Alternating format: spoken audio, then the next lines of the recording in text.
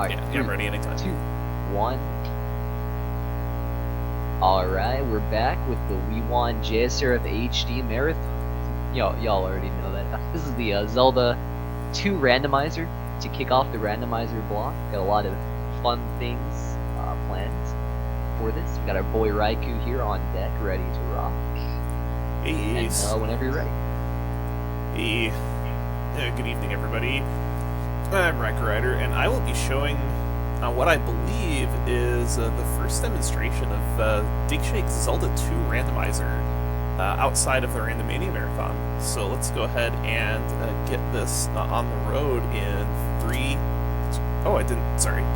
Hang on. My controller died on me. Let me turn it back on. Alright. In 3, 2, 1, go. Okay, so one thing that you're going to notice from the beginning is the overworld is completely new. The overworld in the Zelda 2 randomizer is actually completely randomly generated. So part of the challenge is finding out where everything is.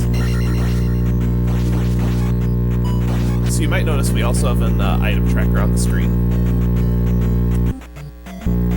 That'll display all of the things that we need to complete the... Oh, it's nice.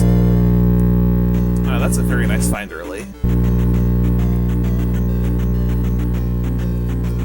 That will display all of the things that can be required to complete the game. We also have a candle to start out with. This is a variant on a flag set that was used for a tournament a couple of years ago. Here. Oh, 7 already.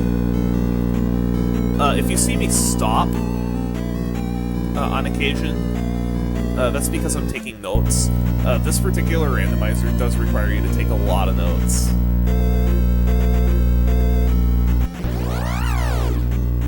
So, the big thing we're going to be looking for early is item caves. This is actually closer to the top. So there's a fantastic piece of tracking software that I'm using that was made by Dude. He's written a lot of tracking software for various randomizers. I'm gonna give him a big happy shout out.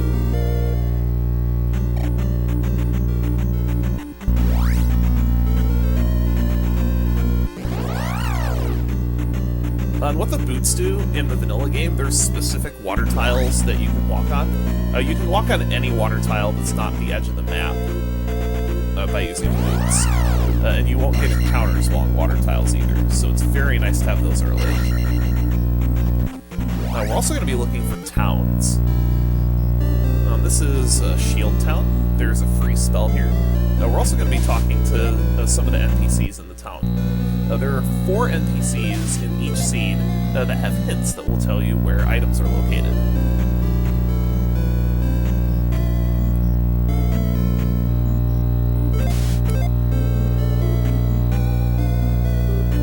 And that's in addition to the 2 spell item hints, or the 3 spell item hints.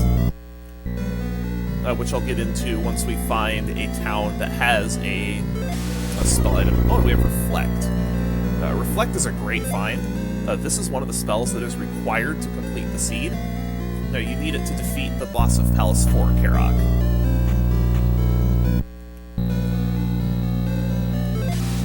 Death Mountain has the flute. Oh, that's annoying. That's kind of required.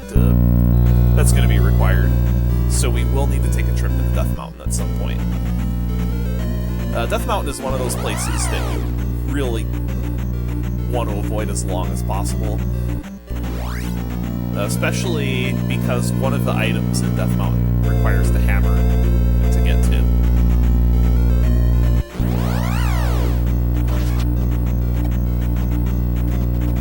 So just early on in the game, we're going to be looking primarily for towns and item caves. Until we find one of 2 specific items, we will not need to go into any palaces. So just like the vanilla game, the goal in the Zelda 2 randomizer is getting all of the items necessary to complete all 6 palaces, which will get us access to the Great Palace, where the Triforce of Courage is. You might also notice that all of the drops that enemies give are randomized. With this particular setting, there is a set order that you will get drops in. Oh, it's the beginning, duh.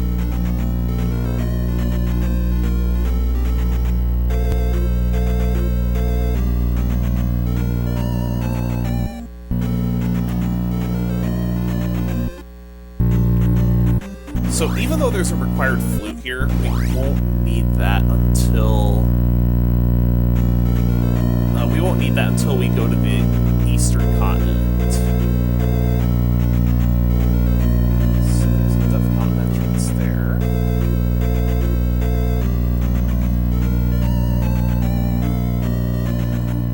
And having these boots early is going to be very nice, because typically what boots on the western continent do is save you from having to check all of the pass-through caves. There are three pairs of pass-through caves on this overworld, and this is Medicine Cave, I believe.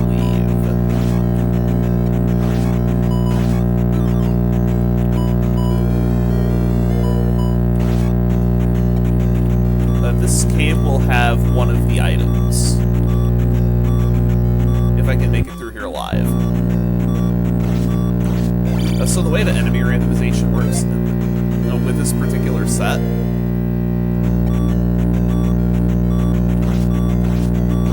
or with this particular fight set rather, is every enemy is either small or large. Small enemies will be replaced with small enemies. Large enemies will be replaced with large. That's the candle bag. That's a little annoying that we found that this early, but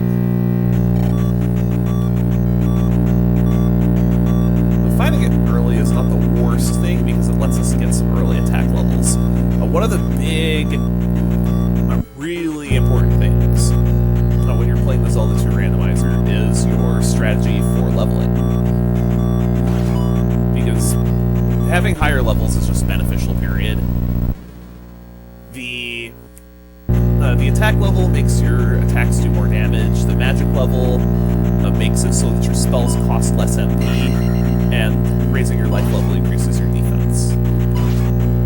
There are two main strategies for gaining levels in the Zelda 2 Randomizer.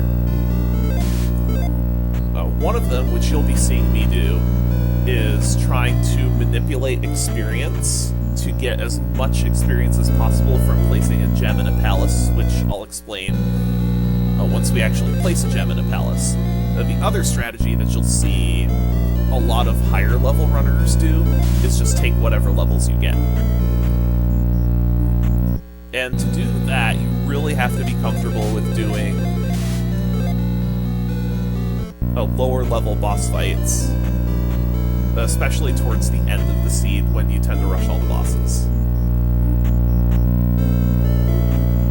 So we are going to pick up another spell here.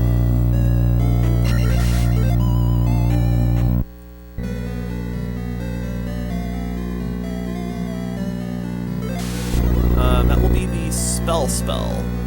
So the Spell has one purpose. That's going to allow us to obtain an item from Spell Tower in New Kasuto. Not typically a spell you want to see early.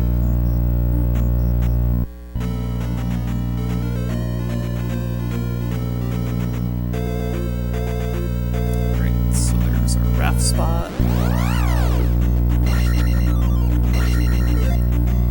Lots of pretty hefty experience bags. That's a transporter.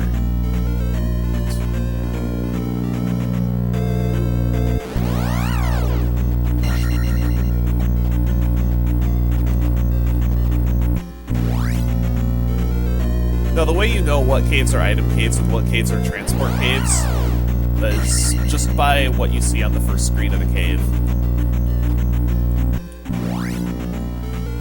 Every single item cave on the West Continent is unique. that's actually the other side of the same cave that we were just in.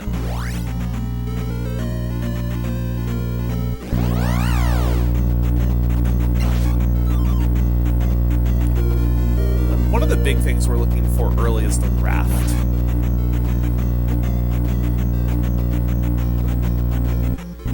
What the raft does is it lets us use that raft spot to get to the east continent.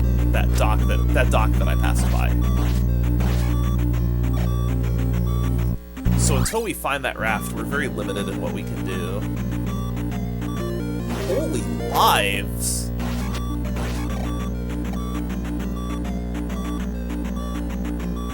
Finding a lot of extra lives, which can be both a blessing and a curse. Mido can't do anything here. Not yet. So the item and the downstab are both locked by other things. To get the spell in this town, we need the medicine. And to get the downstab, we need either the jump spell or the fairy spell. Neither of which we have. And this is what I was talking about with spell items, is if you don't have the item that is needed to get the spell that's in this town, the NPC will tell you where it is located. So in this case, the medicine is somewhere on the western continent, which, given that it's somewhat readily available, I wouldn't be surprised if that was our fairy spell. That's the back end of Jump Cave. So again, if I'm pausing a bunch, that's usually because I'm taking notes. So many lives. So the drawback to having this many lives... Oh hey, Palace 1. So the drawback to having this many lives is that you really don't want to up an A. So Palace 1 is one of the few palaces that I will explore without having logical access. So logical access to palaces requires you to have either the master key or the fairy spell to be able to fly through locked doors.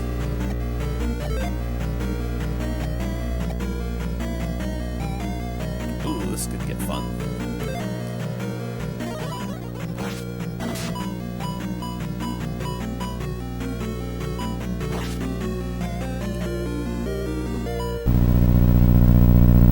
I managed to grab that. So that's the trophy. So if this trophy leads to a spell, such as the fairy spell, like for instance, if this trophy leads to the fairy spell, then the any key or master key, there's a number of names for it. That means that the any key will not be inside of a palace, because you cannot have both the access to the fairy spell and the access to the any key, both behind palaces. We also do have the extra keys option on in this set, which will turn all minor items in the palaces into keys. That makes it more likely that you're able to dive further into palaces without having the fairy spell or the master key.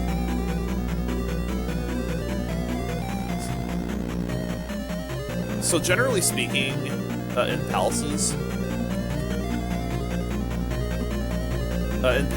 once you have the item, you want to go right. I don't have any keys, so I think I'm gonna grab this one. Provided this Mago doesn't just constantly get in my way.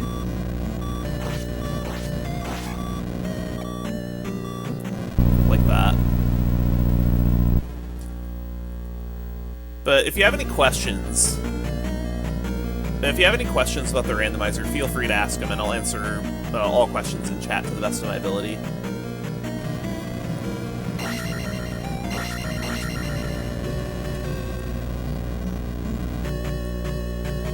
I've been playing this since the first tournament started. back in 17. I want to say 17 was the first tournament.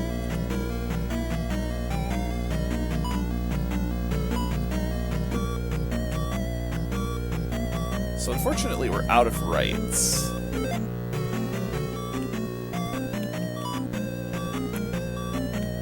And this is one of the dangers of going into palaces early, is the randomizer does not distinguish. It does not try to balance difficulty at all, so the first palace can be full of very, very nasty enemies, such as those blue iron knuckles. In the vanilla game, you don't really see those too much until the second half of the game. That's just a dead end with a key. And with that extra keys option on, you will have more keys than locked doors.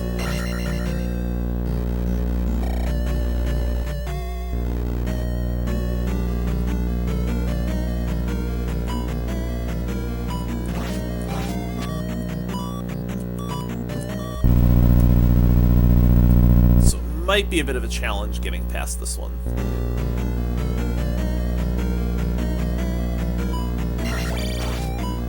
Good thing we have all those extra lives.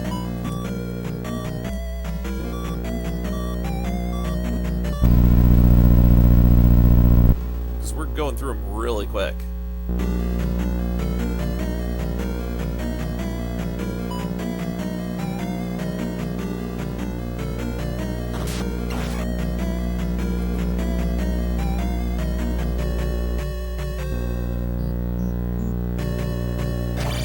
Very windy Palace 1. So Palace 1 is the smallest palace. All the palaces in the game have all of their rooms randomly rearranged, but each palace will have the same number of total rooms that it does in the vanilla game. And I think this almost has to lead to Horsehead, who is the boss of Palace 1.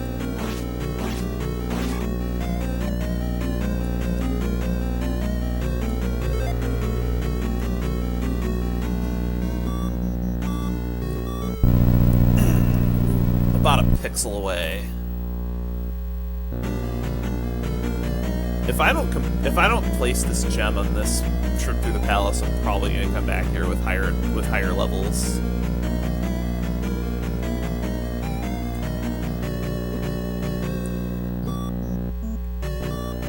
All right. This fight should not be an issue. I just can't take damage. Horsehead is a pretty easy boss.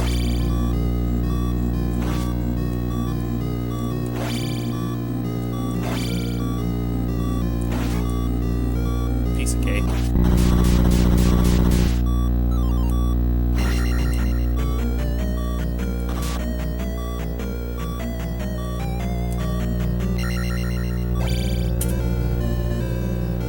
That's 1 down and 6 to go. Whenever you place a gem in a palace, you gain enough experience to get to the next level. So what you'll see some players do, and what you'll see me do in particular,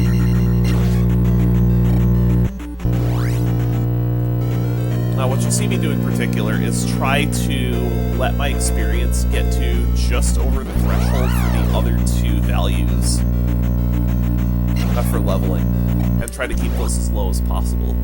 Where's the rock in this thing?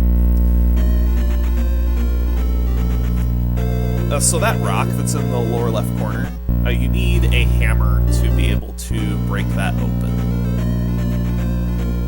which is something we do not have.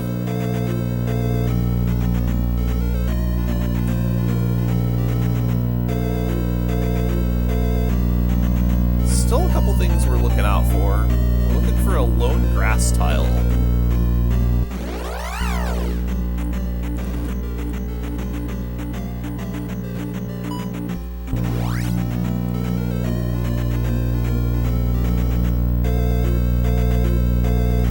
The grass tile will contain one of the items.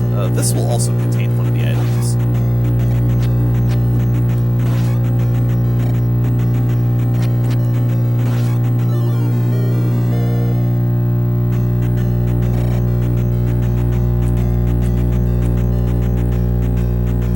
There's that medicine that was hinted at.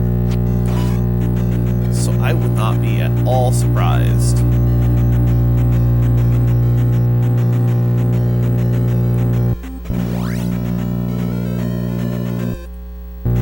I would not be at all surprised if there was a fairy spell behind that medicine.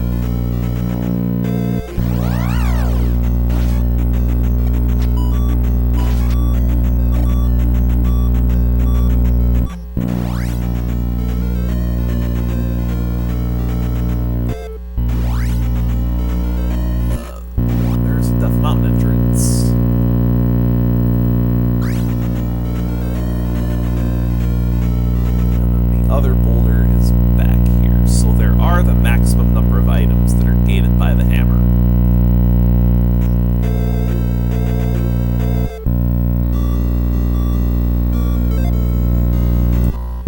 Also, another thing that's new to the randomizer is when you up an A or take a game over inside of a palace, you'll be taken to the beginning of the palace instead of back to start. That's 5. I don't want anything to do with Palace 5 right now. So I'll just denote where it is. And then leave. So Palace 5 is the largest palace in the game. It can require glove to finish. Which we don't have. The boss, Guma, is very challenging.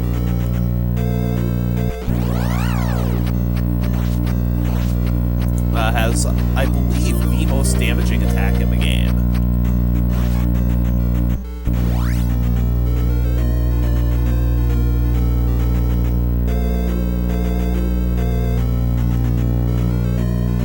There's a raft spot. So we've made a loop around the entire continent.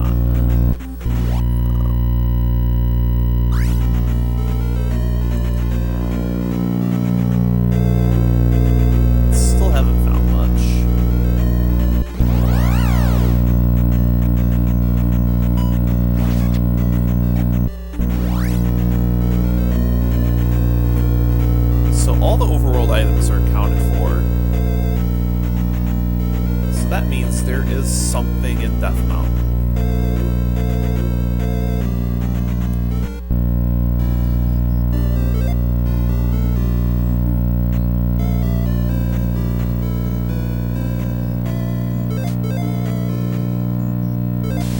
Would not be at all surprised if this was a fairy spell. If this is a fairy spell, then that hints towards there being something in a palace.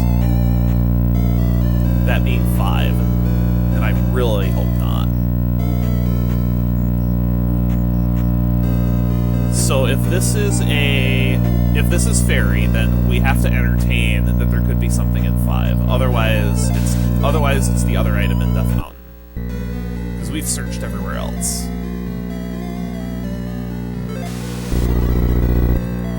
Neither one of those options are particularly appealing. Alright, so it indeed was the fairy spell. So that's hinting towards Raft in 5, which is the nightmare situation.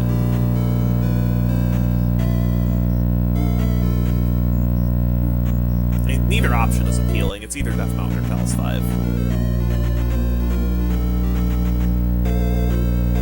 But I think, at this point, exploring Palace 5 might actually be the better option.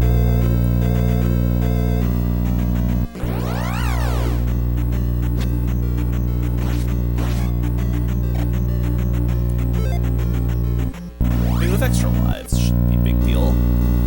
So I am actually going to head in here. And I shouldn't lose too terribly much time from exploring this place now.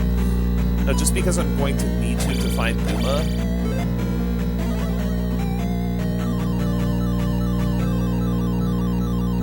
The magic key is the preferred access to palaces because having to ferry through locked doors that puts a huge strain on your magic.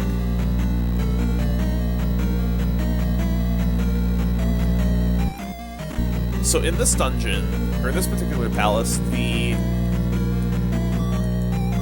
item is going to be found by going left.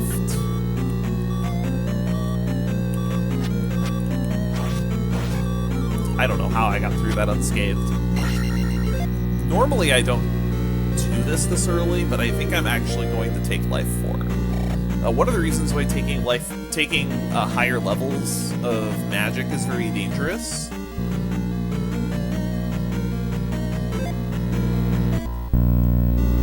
is because that increases the amount of experience you need to collect in each palace to be able to get your experience over that threshold necessary for the experience manipulation via gem.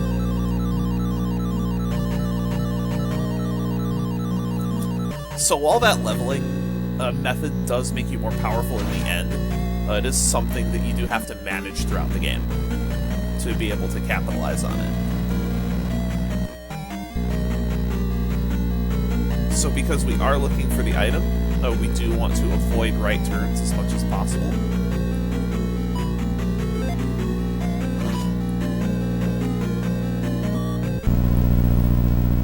These rooms are miserable.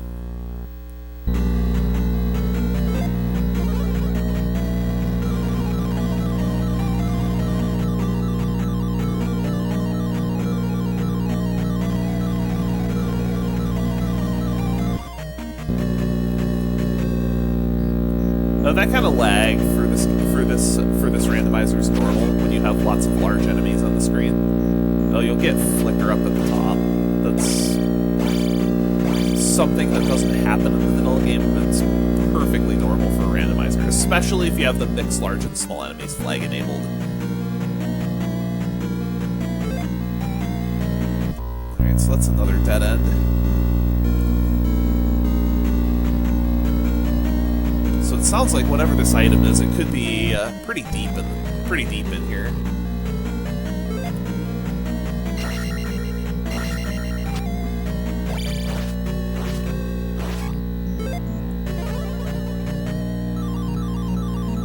So at this point, I'm not really concerned about levels. If I get enough experience for Magic 3, I'll take it. But I'm not overly concerned because once I take Magic 3, I'm going to want to focus. Even if I might not even take Magic 3, it really depends on what I see. But if I don't... But any levels I take after Magic 3, especially, are going to be exclusively attack levels until I get to the end of the game. As far as that wall, that fake wall is from vanilla. You just have to know it's there. And unfortunately, because I don't have a convenient way to refill my magic, I do need to take an intentional death here.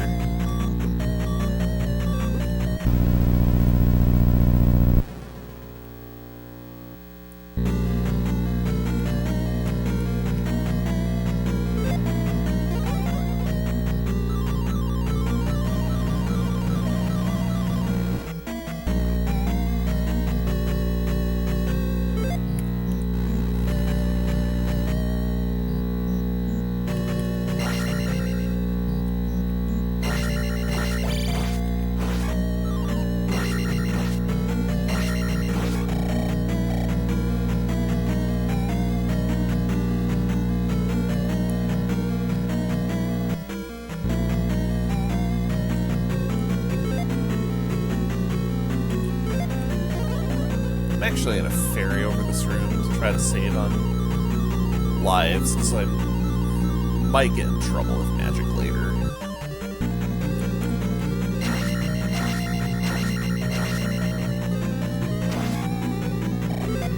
I'll take this magic level now. Hopefully ferry goes down. It doesn't. Nothing went down.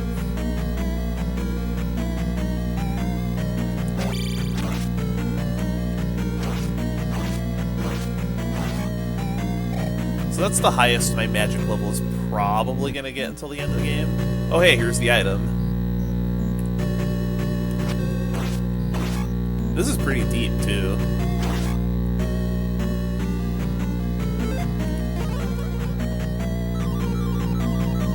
Alright, so our answer is Death Mountain. Our answer is Death Mountain. Fun. We got a good amount of scouting done, though, so I don't think that went to waste. I considered digging the rest of the palace to try to find the way to Guma. Wait a minute, why am I going this way? It'd be easier to just go on the right side. So it's looking like we may have... I think we might actually almost have to have a double dip Death Mountain situation.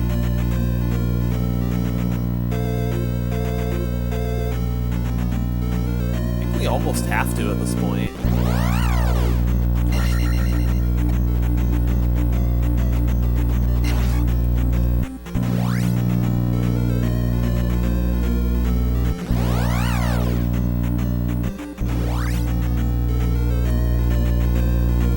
You know what? I should actually... This is what I should have done in... when I was over here the first time. Oh, I have trophy, don't I? I can turn this in. Since this is actually in logic now.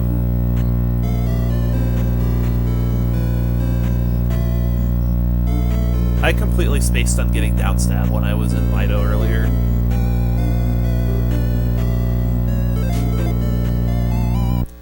I should have grabbed that, but it's fine, I can just get it next time I'm in the area.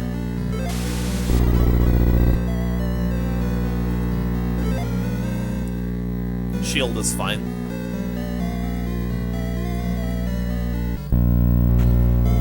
If we don't find life, that'll be pretty valuable.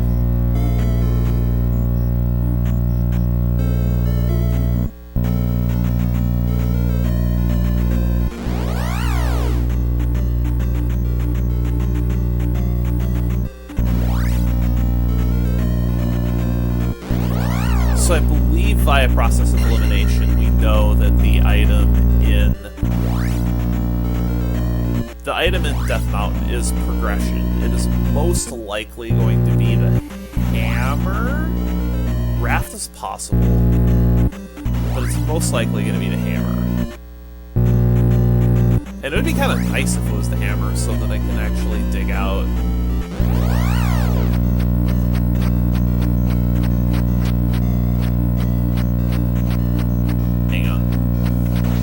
That I can actually dig out the flute while I'm here instead of having to come back here for it later. So these desert encounters are just awful. You want to avoid them at all costs.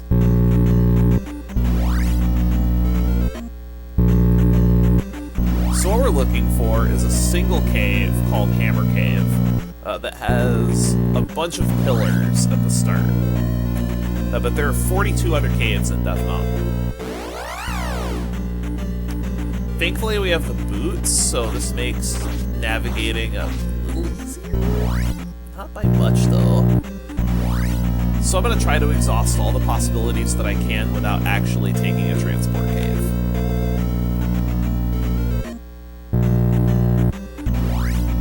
Because with the just sheer number of transport caves in this palace, or in Death Mountain rather, it's very, very easy to get lost. Hey, that's the other side of Death Mountain.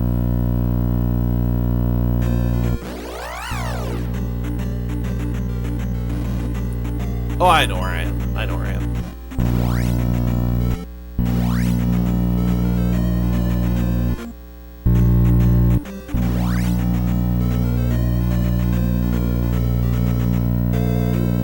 Not looking good, though. Might have to go spelunking to find our progression. But we know for a fact that the open item is not going to be the flute.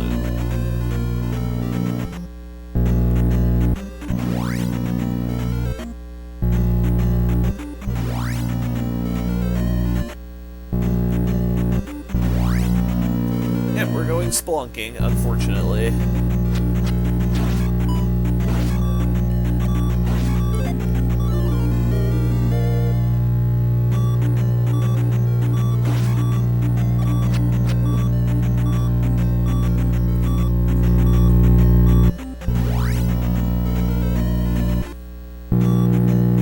So I'm actually going to write this down.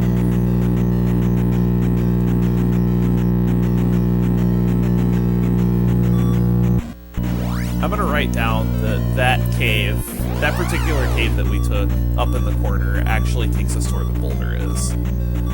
Because I'm going to have to remember that for later. This area is fairly open, so the probability of us finding the cave that we want is fairly high.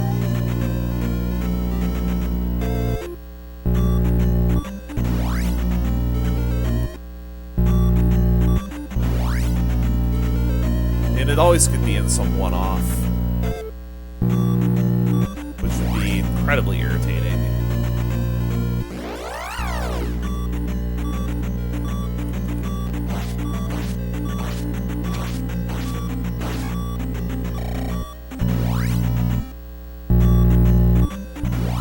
Still haven't found it.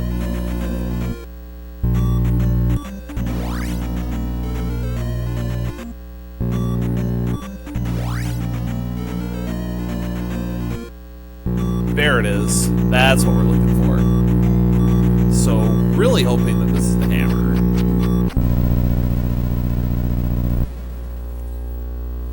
Because hammer will open up 3 locations, which might also get us some life, because we don't have any extra containers of any kind at the moment either, which has our survivability pretty low.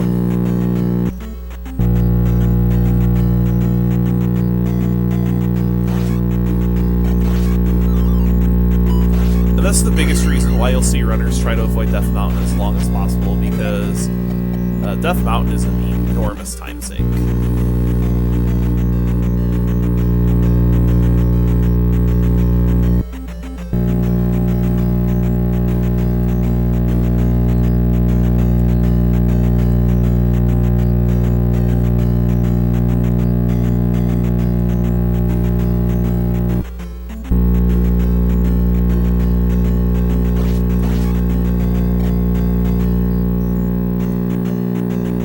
And of course there's one more red die regarding the...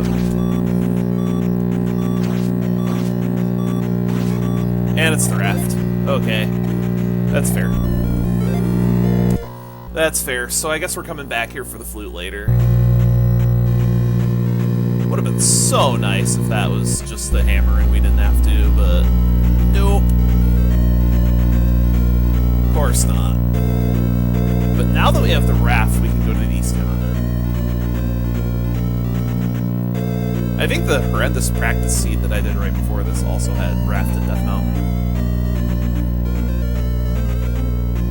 But unfortunately this time I know I have to come back there for it.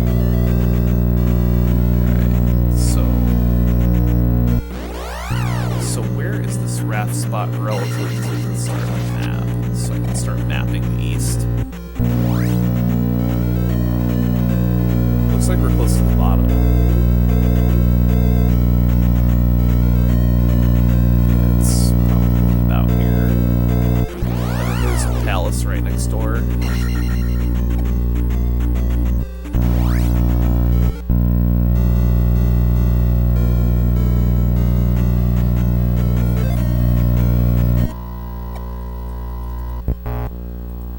Can't quite identify that. It's either 3 or 6. But I am gonna head back to... Mido and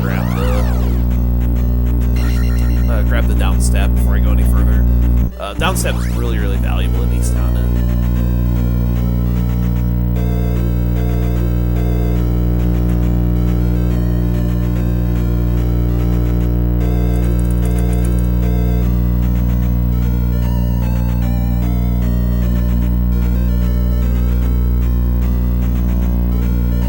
I just gotta remember where Mido is.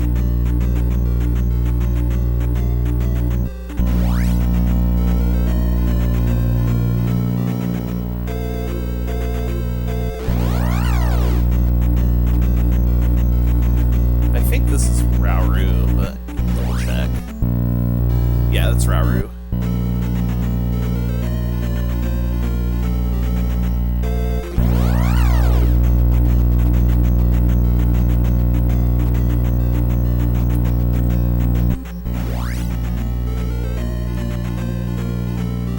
and also, I did fail to touch on this, but there are custom sprites, just like with a lot of other randomizers. This one is just Samus.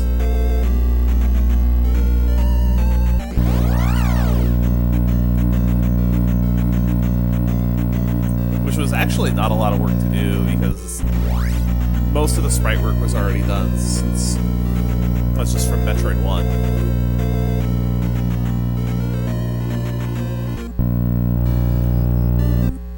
Saria. I legitimately do not remember where Mido is.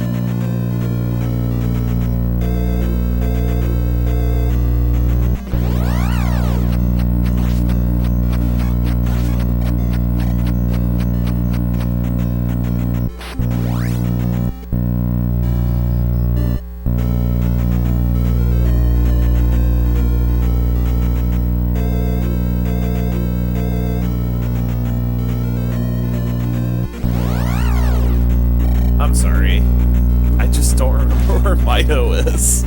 I was just there a few minutes ago.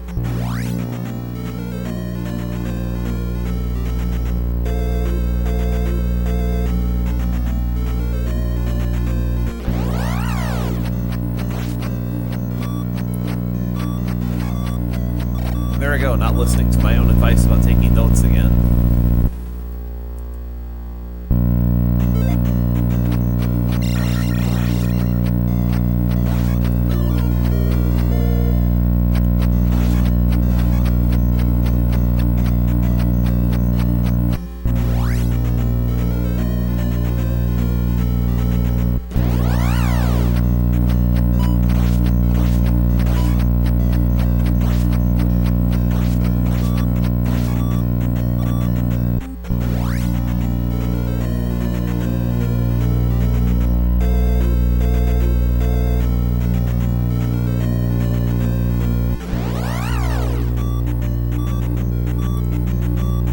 Back here just for down stab.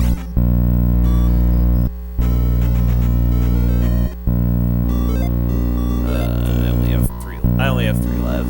I'll pay for health. Is this it? Yup. I was just kind of in the middle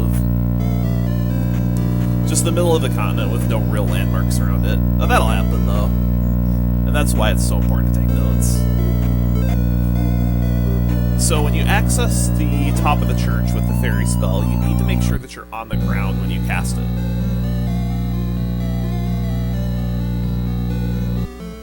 The reason why that's so important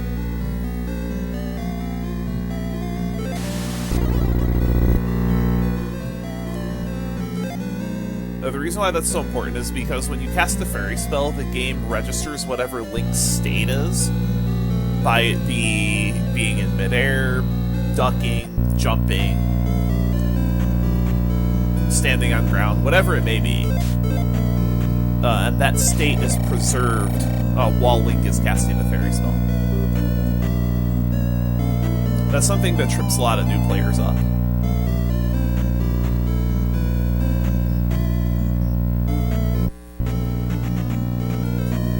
So now that I have the down stab, which I should mark on here,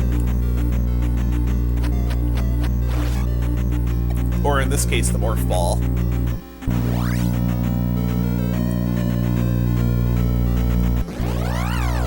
It's one of the most overpowered skills in the game, because you can just bounce on enemies now, as long as you're holding down while you're in the air.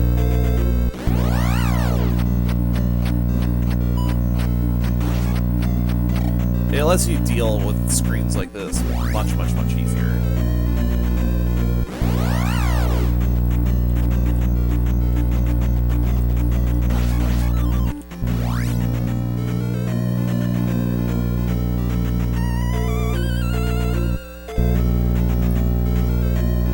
Alright, so now that we have down stab, I can now properly explore the East Continent.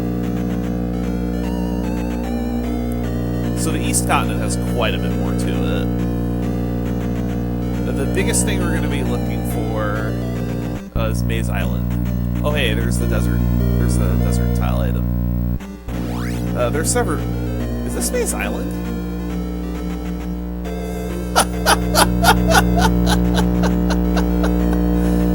Nice Maze Island bridge. That's pretty funny. So usually Maze Island is located...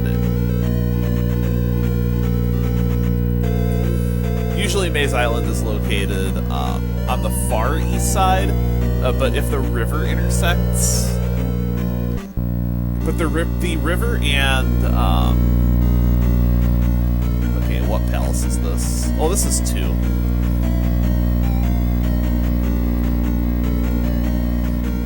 I'm gonna actually take a look into. So the way you can identify what palace is which is by the tiles that are on top of the pillars, the face tiles.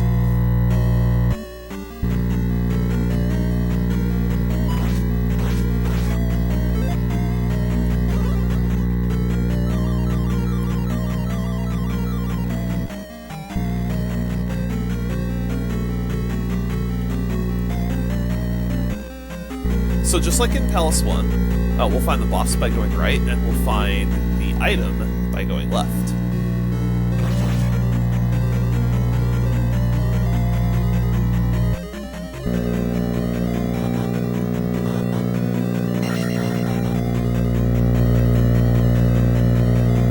So Palace 2 is pretty big. It's the largest of the first 3 palaces by far. And there is one room that requires glove to pass. Hopefully we don't see it, because we don't have the glove. It's pretty rare for this palace to be glove locked, but it can happen.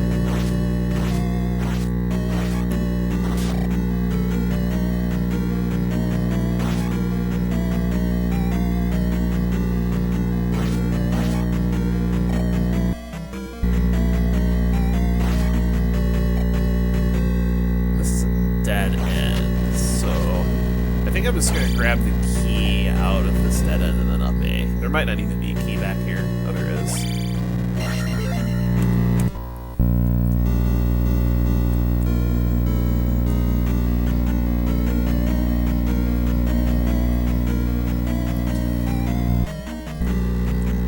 So you'll see up A used a lot in palaces to get back to the beginning. So the way you do that is you pause the game and then press up and A at the same time on the second player controller. That's a very common feature on NES games in particular.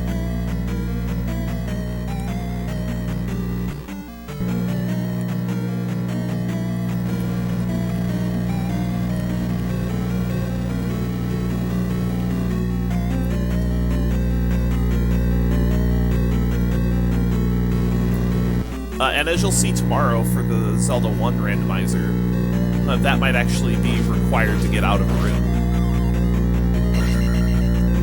We do have the item in Palace 2, which is a magic jar. Magic jars are important as well, because not only do they give you added magic capacity, but there is an item in one of the towns on the eastern continent called New Kasuto that has an item that an NPC will only give you if you meet a magic container requirement. And that magic container requirement can be anywhere between 5 and 7. And here's the Palace 2 boss helmet head. One of the things that is randomized as well is boss HP.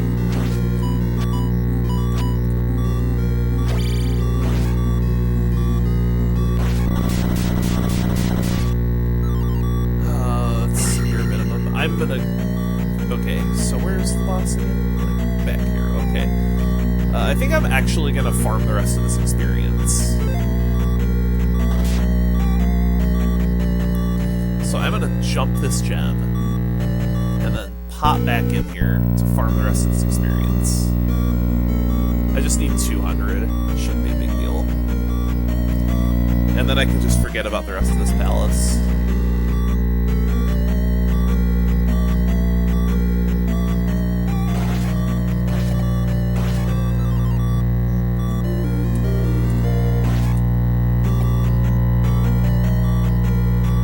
This is one of the drawbacks of the strategy, of the leveling strategy that I have. Is you are dependent on managing your experience.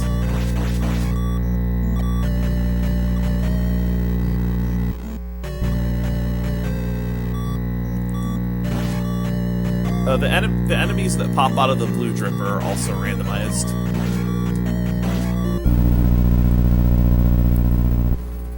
And how much do I have left? 80. That's 8 drips. That's a lot.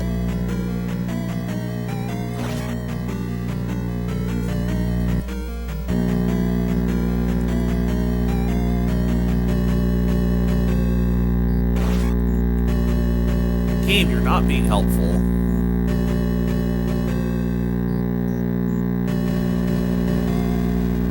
There's like a red iron knuckle or something that I can use to finish this.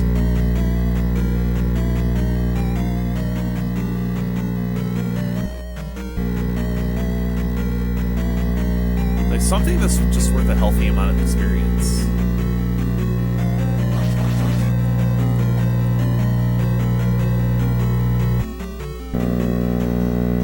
Not that way. I'm not getting back that way. I might actually almost have to finish this up on a dripper.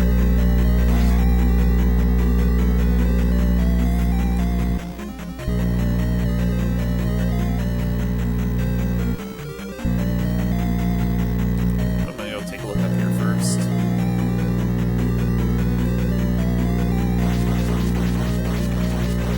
This is not a great option for finishing up the level, but if you have to, it's there. Now, these bubbles take the most hits out of any enemy in the game. They only get us 50, but we are one dripper enemy away. And here it is. Oh, we have more. Lovely.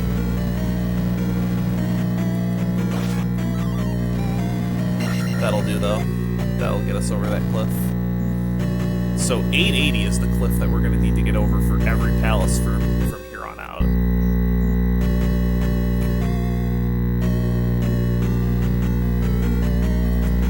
So after placing this gem, we'll have attack 5, which is a good place to be. And the other reason why finding Maze Island is so important is because there are 2 items here. They're just going to be on random tiles. This will be one of them.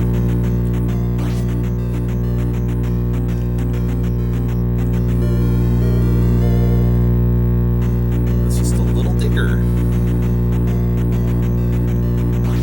The little digger is the community nickname for a one-up doll. So there is one other standing item that is somewhere here. There are also, I believe, 7 encounter tiles that are scattered throughout Maze Island, and I'm going to do my best to try to avoid them as long as possible.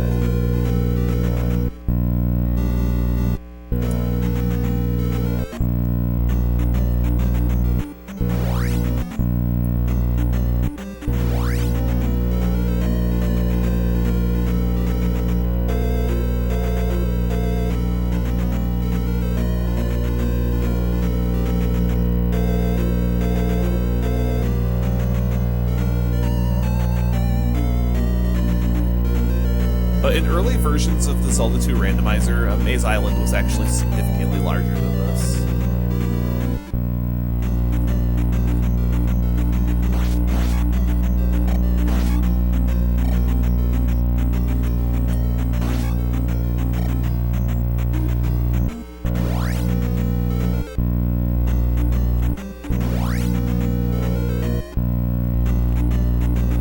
I'm gonna actually have to take this because there are a significant number of tiles between both of these encounters. Second item, where are you?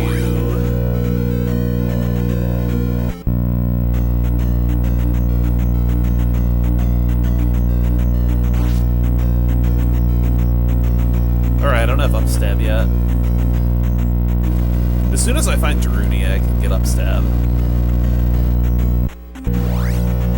And if you're wondering why all these town names sound familiar, it is because the names of the towns in Zelda 2 they share a lot of the names of the sages from Ocarina of Time.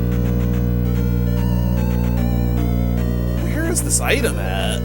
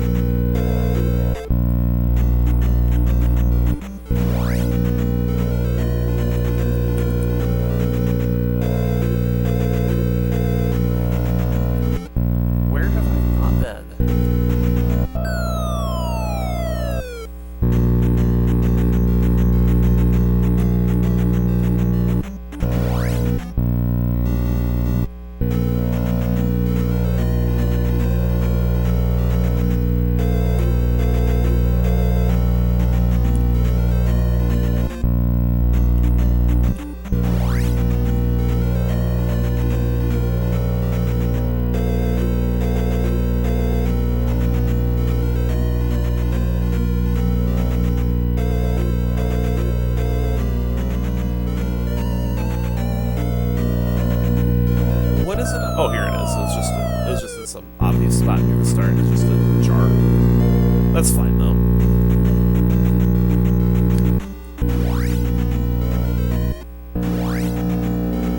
This will happen with a randomized overworld. And there it is.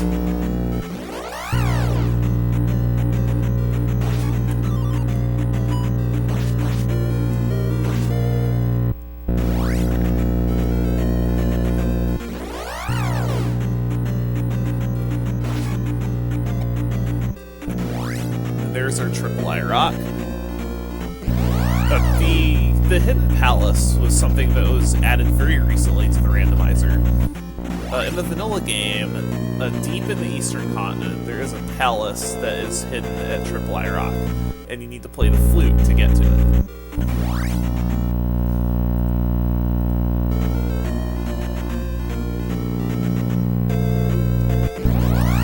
It took Dig Shake a while to figure out how to restore that functionality to the randomizer.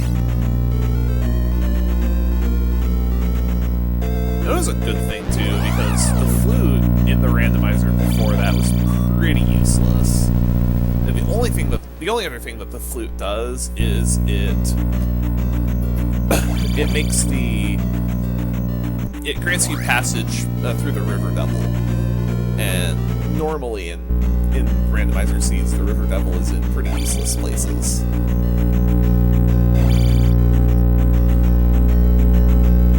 The algorithm has been changed on how he is placed to try to make it more required, but it hasn't affected it significantly. This is Night Cave. And it has the cross. While never required, the cross is very helpful. What the cross does is it lets you see invisible boas that plague the eastern continent.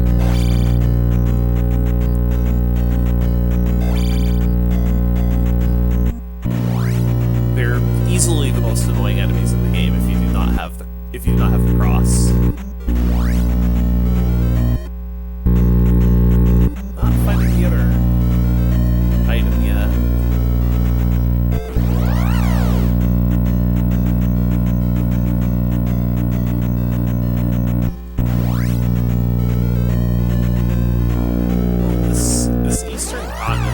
Fairly open.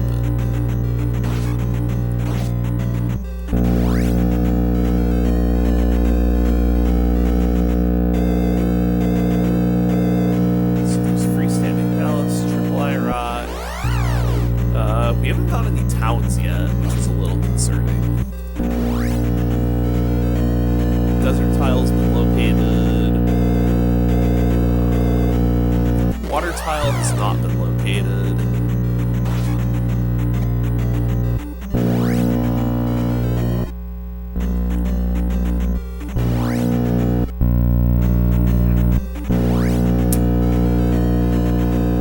probably gonna have to take one of those transports at some point. Oh hey, Death Valley.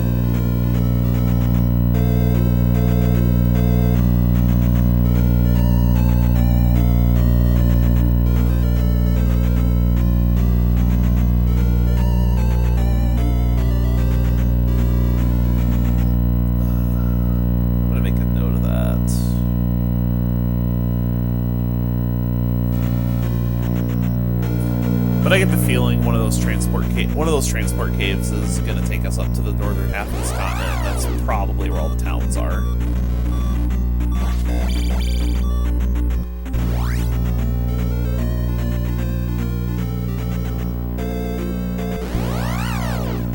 It's pretty unusual to go this long in the eastern continent without seeing any towns.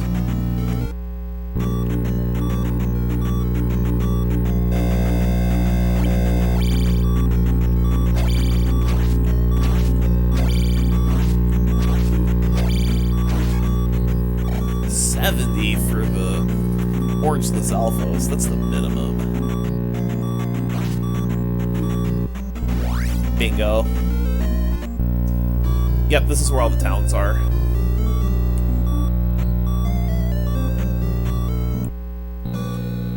Hopefully we can get some information on where stuff is.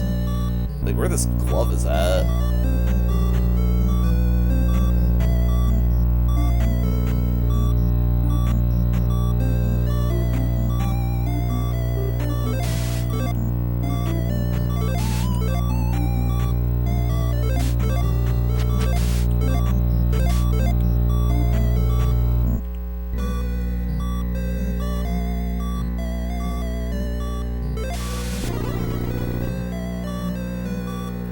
Jump is not that helpful right now. It's gonna let us get some 500-point P bags on the eastern continent, but 500-point P bags aren't very useful at this point. One of the reasons why early raft is so valuable is because you can go to the eastern continent and search the minor drop locations for 500-point experience bags.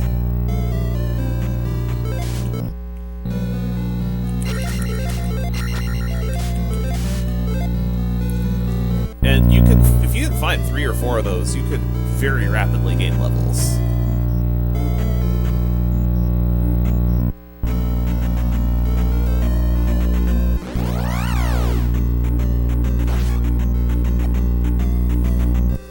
So I'm actually going to just mark this transport here.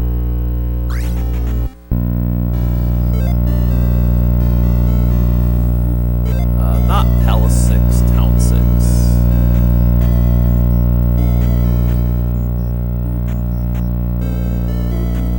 I don't have the child yet, but I can find the child.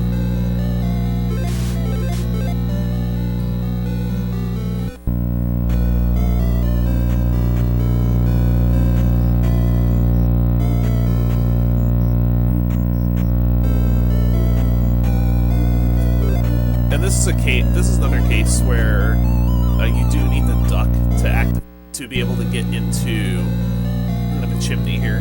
That glitch is called Fairy Claws.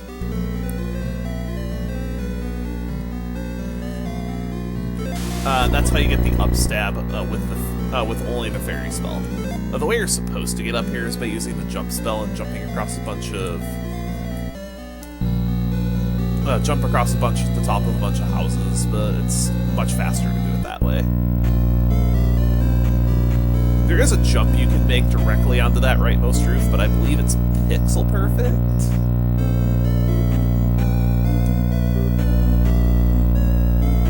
We'll find out where our child is.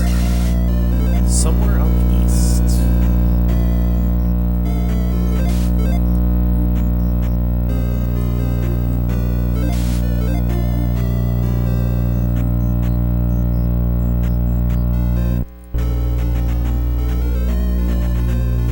Just all the towns back here.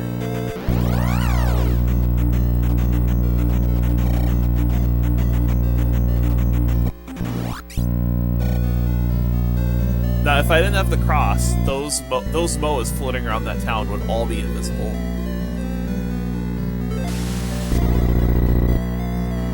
There's the fire spell. So the fire spell is easily the most useless spell. As a matter of fact, in this flag set, it is so useless in general that the developers have added a flag that combines the effects of fire with one of the other spells. And you won't know what spell that is until you try to cast it.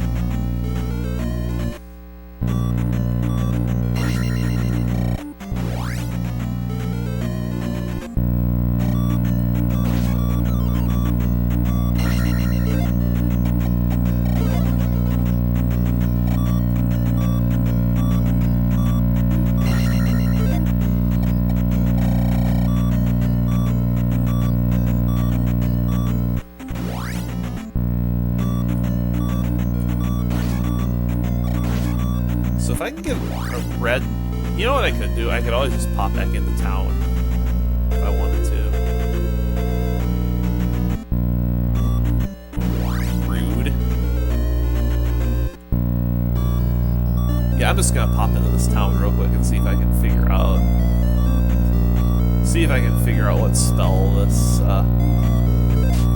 what spell this fire spell is.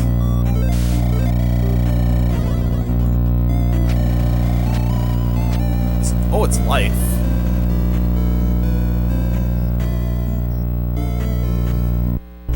That's going to be really valuable. That's going to be really valuable later on, because the fire spell gets very, very cheap at high magic levels.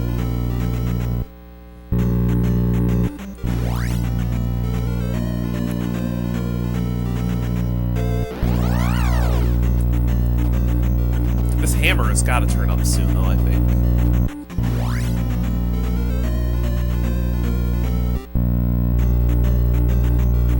I'm also searching for New Kasuto. You'll be able to tell when you reach New Kasuto if you step on a forest tile and you don't enter an encounter.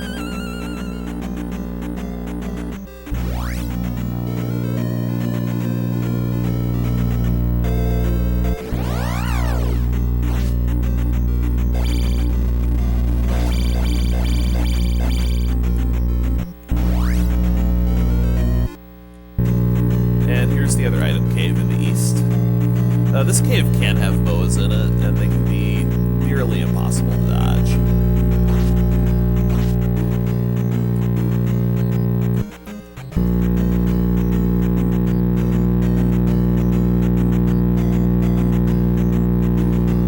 Hammer blocks. Thank you. There's the hammer. So that opens up a lot of items in the West Continent.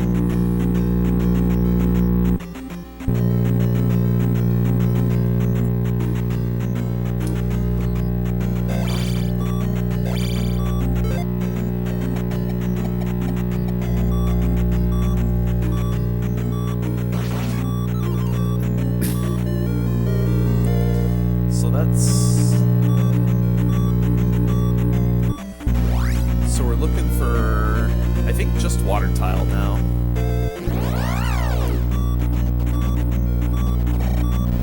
I think we're just looking for water tile, and that'll be all the overworld items. Hey, Trails.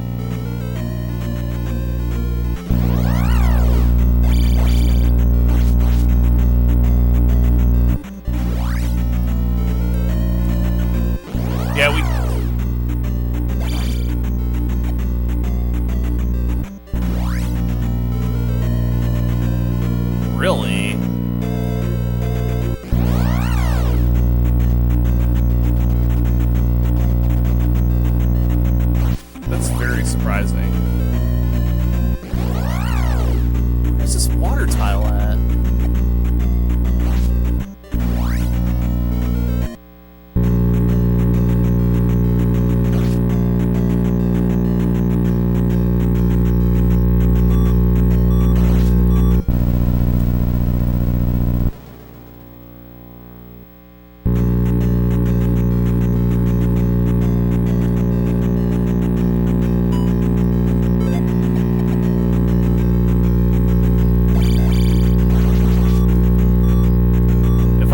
Water tile soon.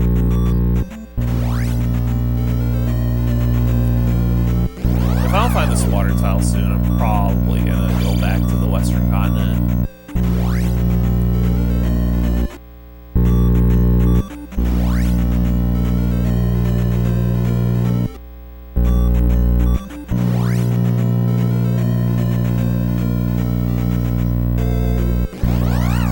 Yeah, I'm not finding this water tile. I'm just gonna go back. There's 3 items over here that I can grab now.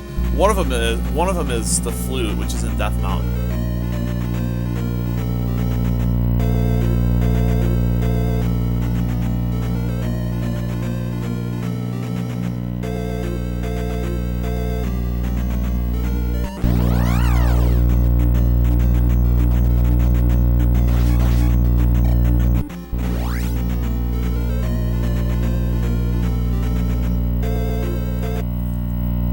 Oh, right, you go down the right side of this continent.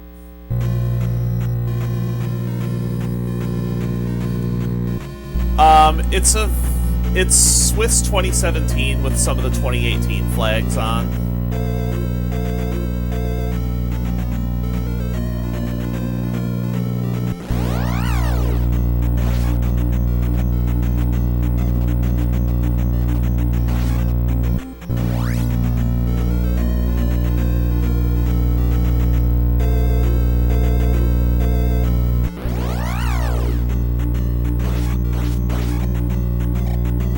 This seat has been pretty gross, too.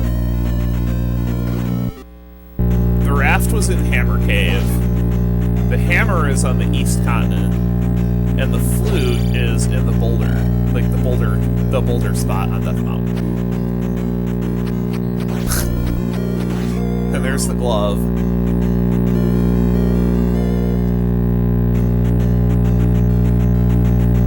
I think we're just missing Thunder at this point.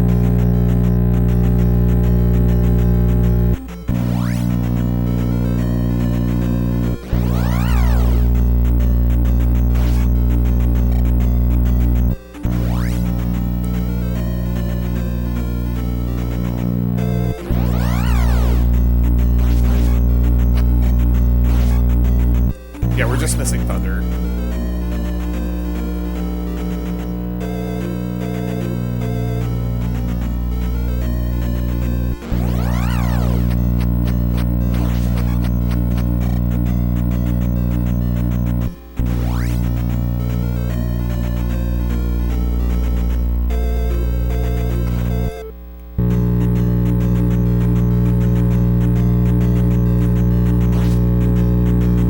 I'm mostly checking this to cover my butt on magic jar requirements for new Kasuto. Alright, have a good one. Alright, so now we're guaranteed to be able to get the... We're guaranteed to be able to get the magic jar.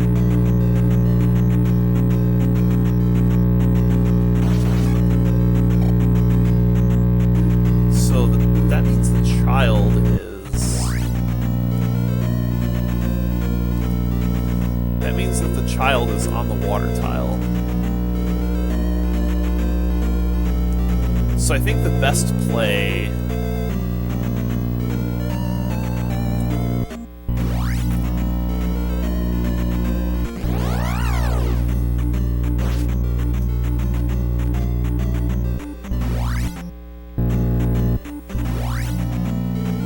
I think best play is to get the flute out of Death Mountain.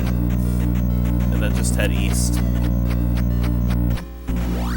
Like, head east to check the...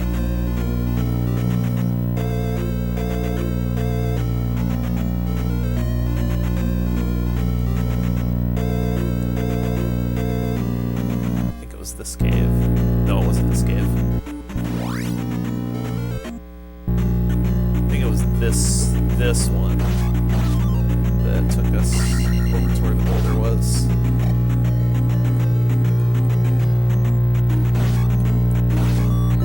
So I took some rudimentary notes about where this was. That's the one, bingo.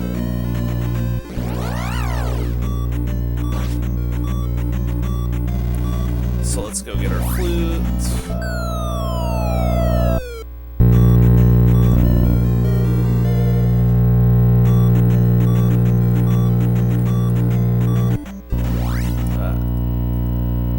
Actually, there's no reason not to clear Pals 5 right now either.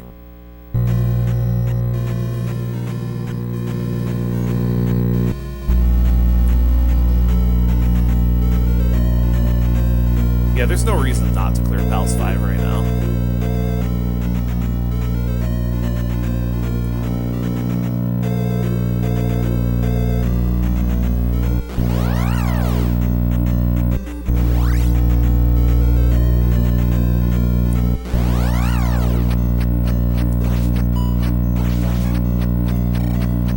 Because we know the item out of it is garbage.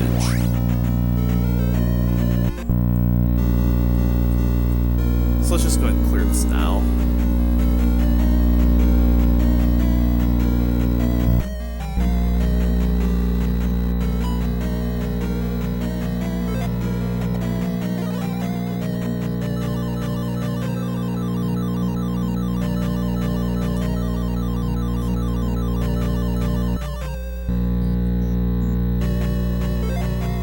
I don't know the way to Kuma yet, but I have done a fair amount of scouting in here already.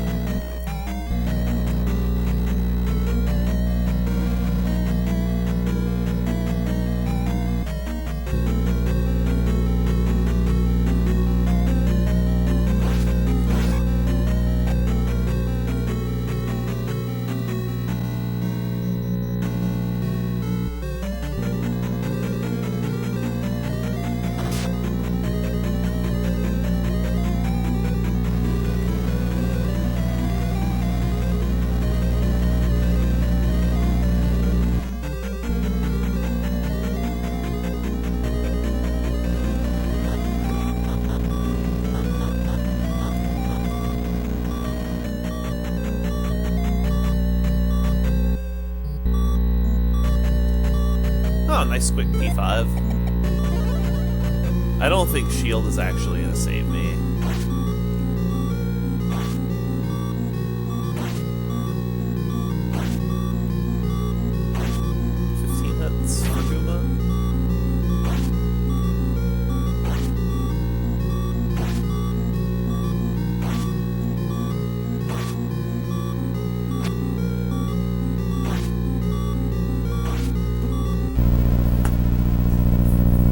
I jumped too early.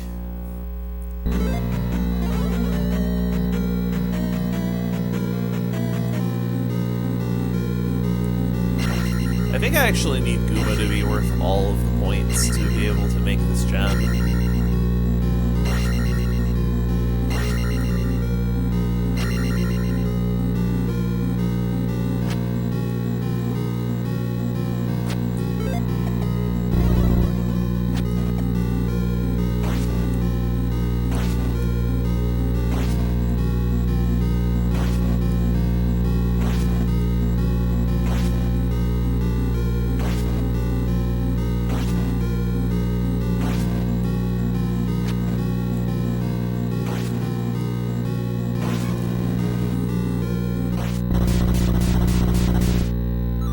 That's bad.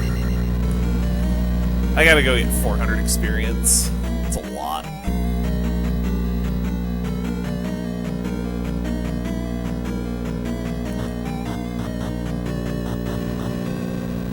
If I had 2 gems to spare instead of 1, I wouldn't farm this, but given that I have only 1 gem to spare that I'm going to be using,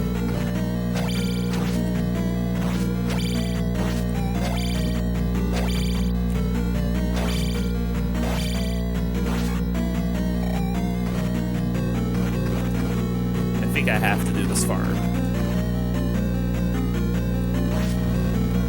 And this Mago should get me most arrested. I do need to be careful with lives, though.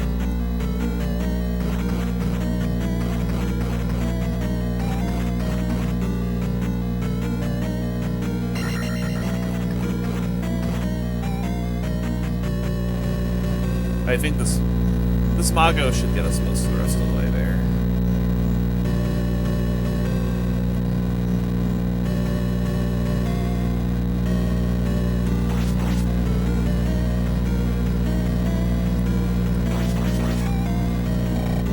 $150.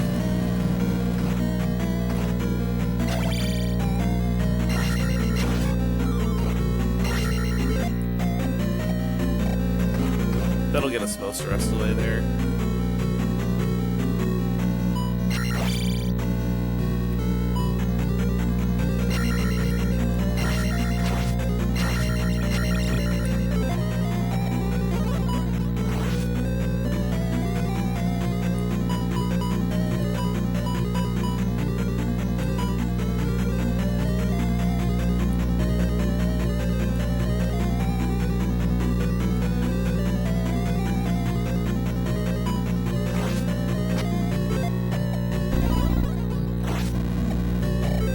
Yep, that'll do.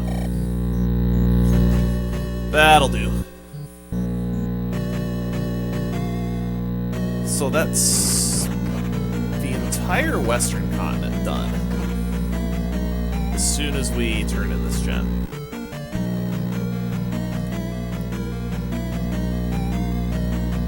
So a lot of the time, this strategy actually works. But when there are really quick palaces like this, you can wind up losing a lot of time to farming experience, but it does make sure that your levels are where they need to be at the end.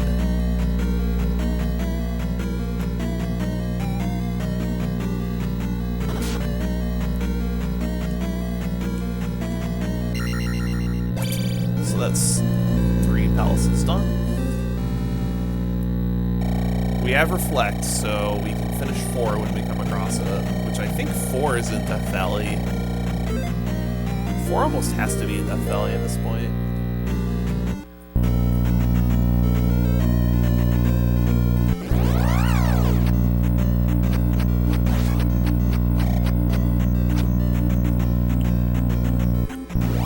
I mean, it could be in Death Valley, it could be in, could be behind Flute. We're gonna find out soon.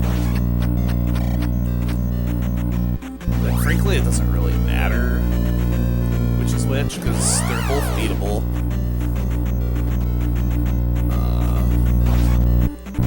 I just don't have Thunder yet.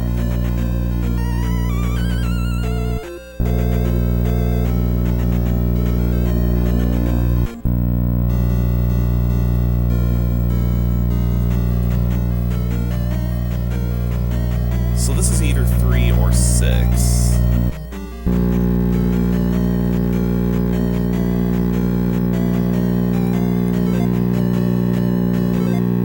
I need to up A for lives.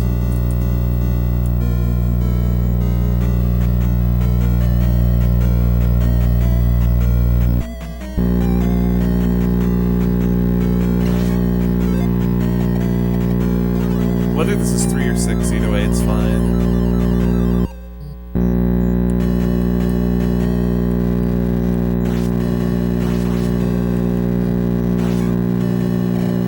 This is 6.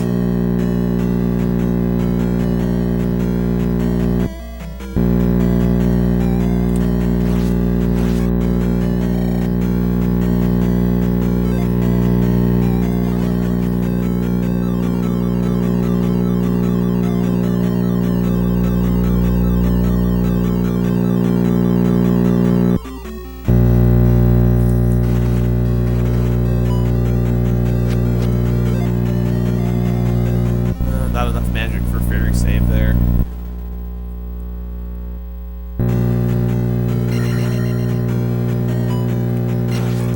So this is actually one of the most obnoxious rooms in the whole game.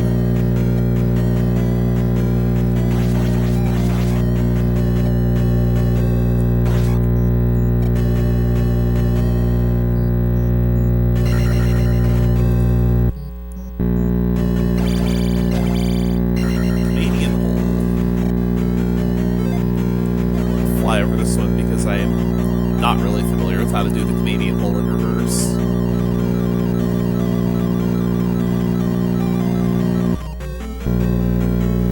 I guess we have to go down the Canadian hole. So the Canadian hole is the community's nickname for this room. Because there is a 4-tile wide gap right here that you just need to know it's there.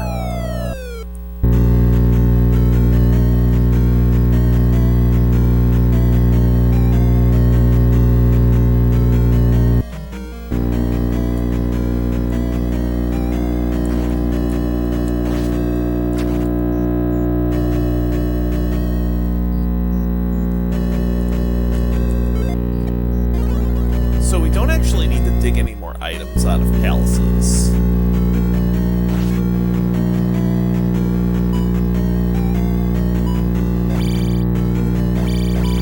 The only thing that I'm still searching for is the Thunder Spell.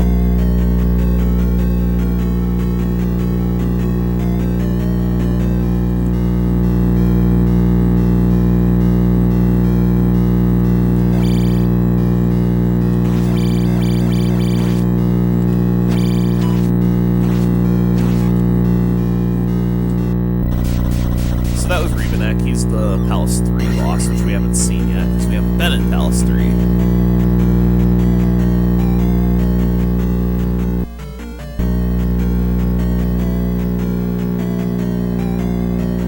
This is the item Rebenak. We're not interested in him.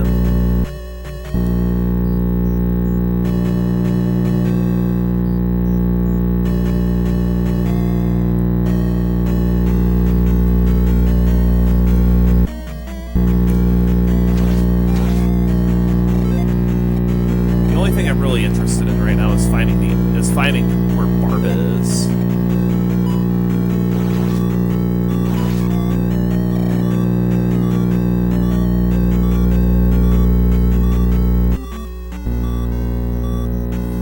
And Palace 6 is pretty large, so it can take quite a bit of time to find where Barba is.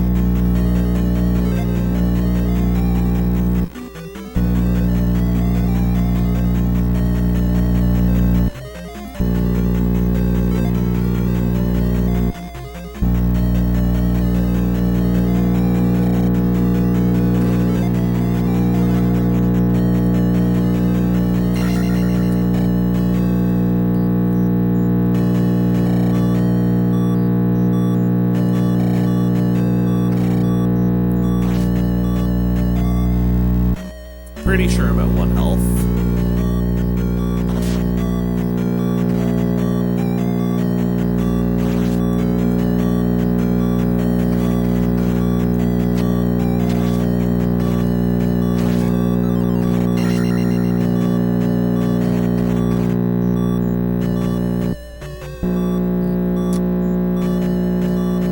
Alright, found the dead end at least. It's gonna be a long trip back here though.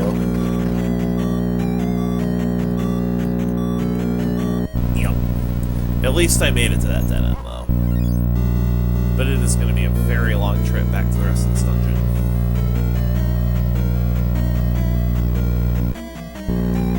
There's also another drop I haven't explored yet. 2 drops, actually.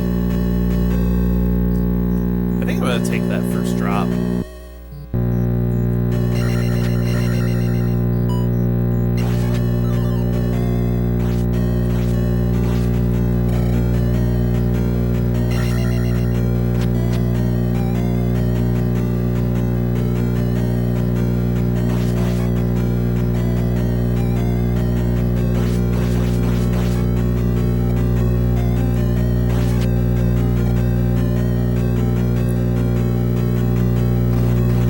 Another thing that makes mapping palaces difficult is the palaces don't often fit on a Euclidean plane of geometry.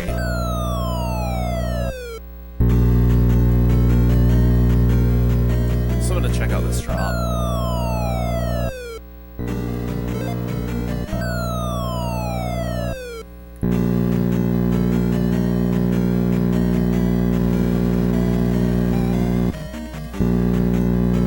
I think I'm back at the beginning.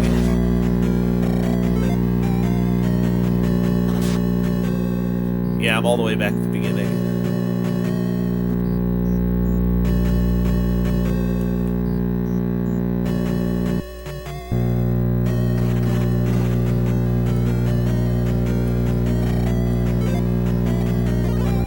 Ah, not in time.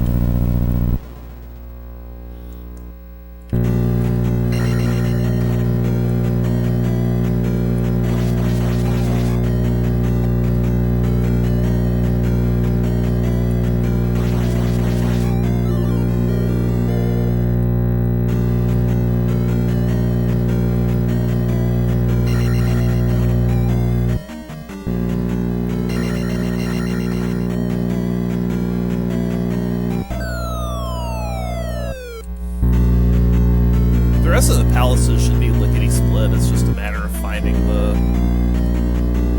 spell I need.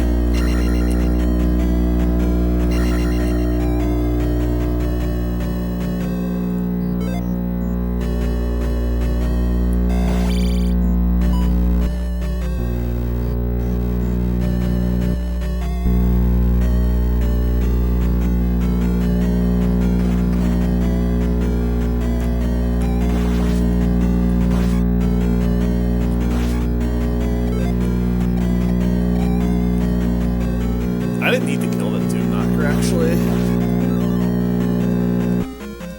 Because Barba's going to be worth at least 300.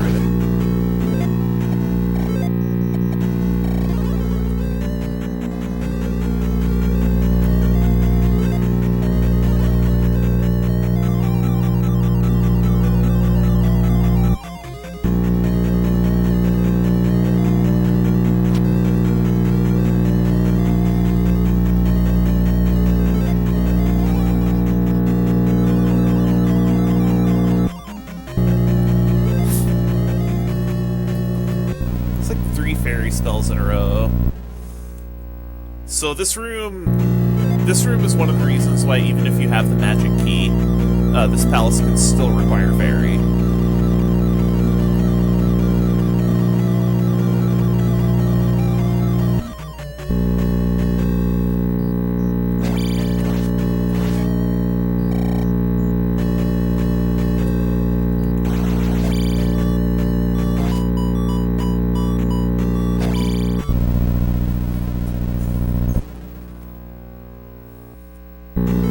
This would have been a great room to cast shield.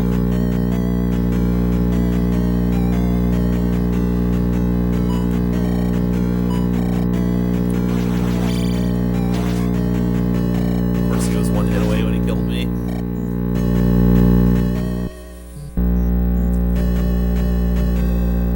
Oh, hey, look, another drop.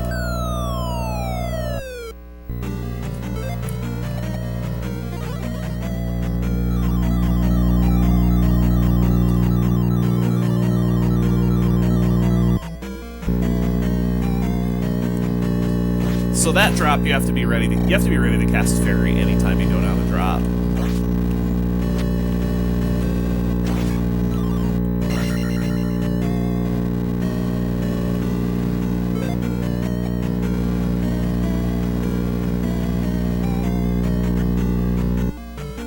There's Barba.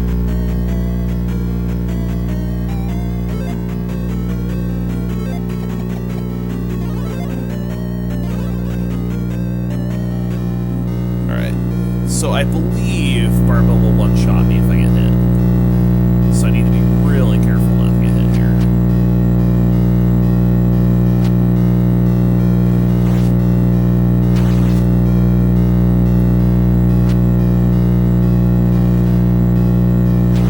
If you're really good at this game, you can try to jackhammer Barba.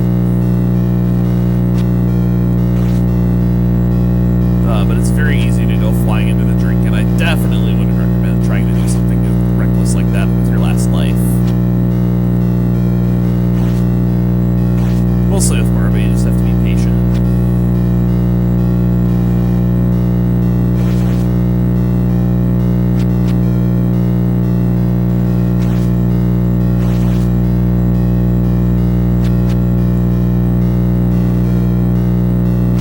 Jump will speed the fight up a little bit.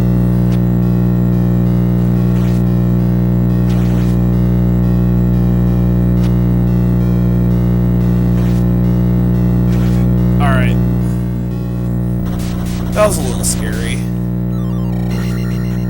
But we got it done.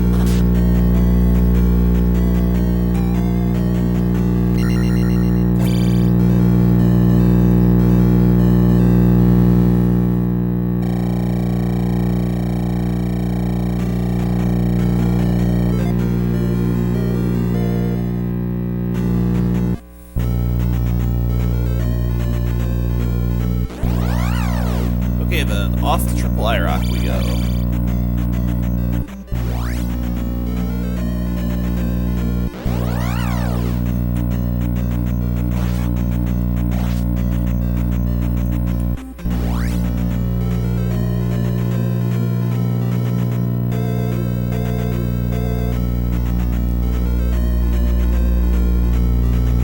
I need to get my eyes peeled for a new Kasuto too.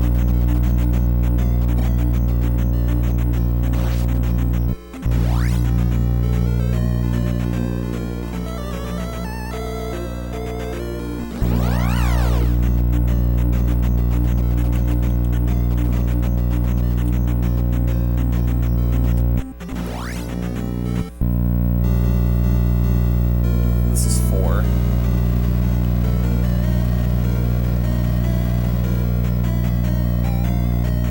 That means the Death Valley Palace is 3.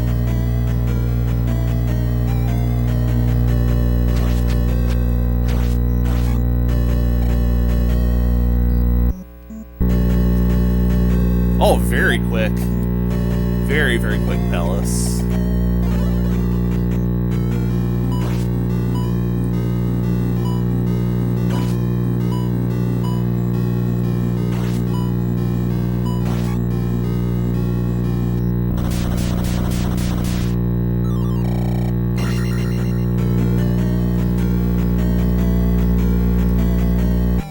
I am going to go ahead and just get this last 350 experience.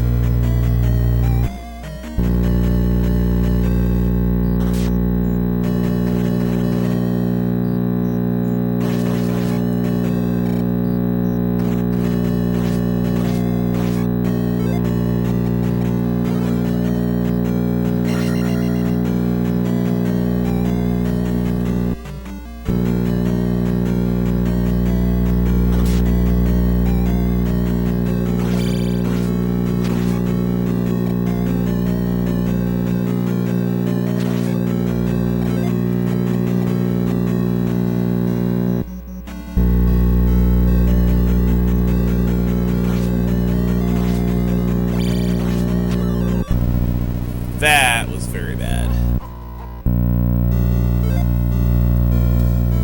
So I think now...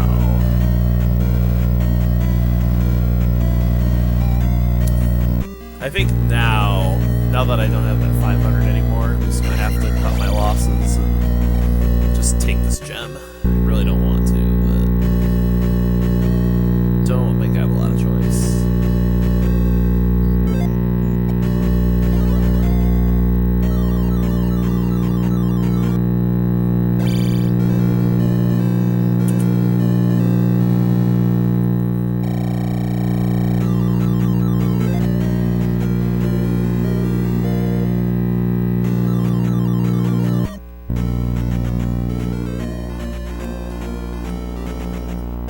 So I think now I'm going to spend some time looking for new Kasuto.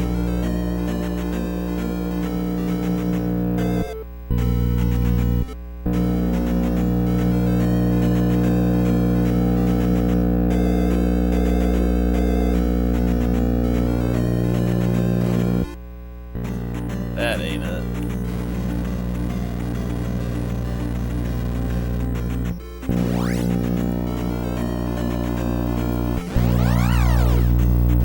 Hey, Raichu, we did some troubleshooting, and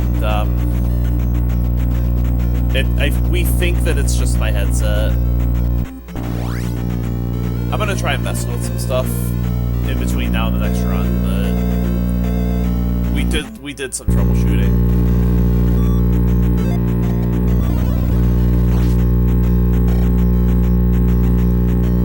We're fairly certain it's my headset, but there are a couple things I'm gonna try after that.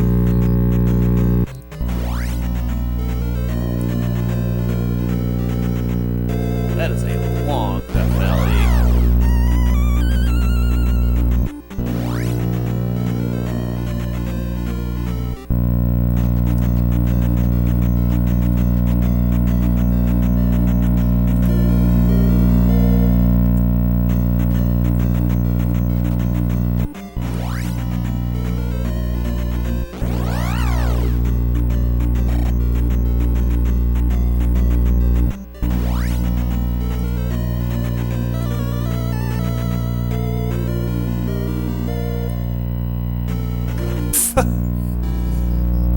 There it is.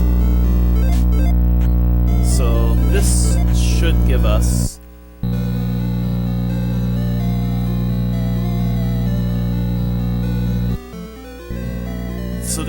either the Thunder Spell directly, or the means to get the Thunder Spell.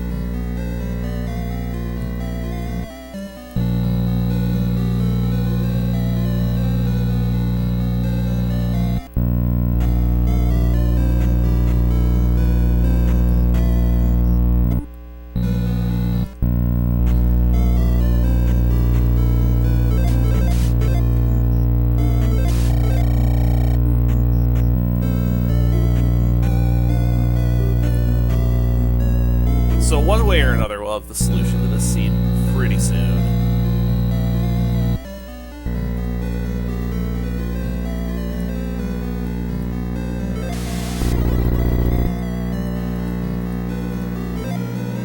Well, I guess it is going to make us full clear it, because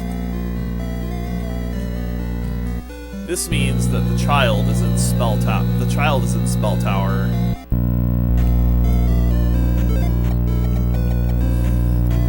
Child is in Spell Tower, which gives us the Thunder Spell out of Darunia, which is what we need to complete the game.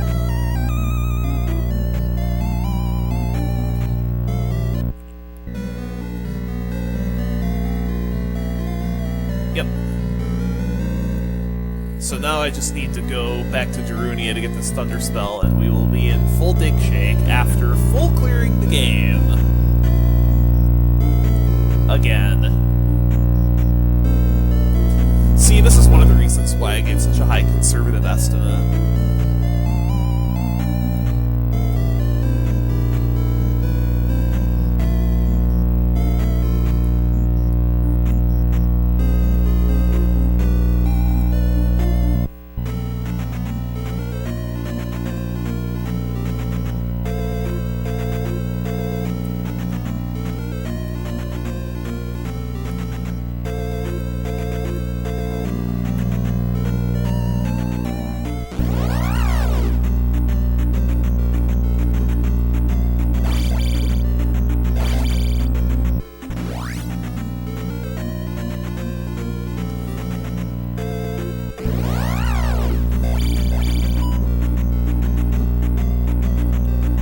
So I actually think...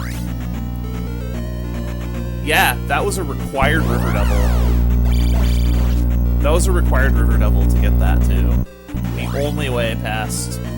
The only way through, to get to New Kasuto was through the River Devil. I want to say that's only the second time I've played a seed that had a required River Devil.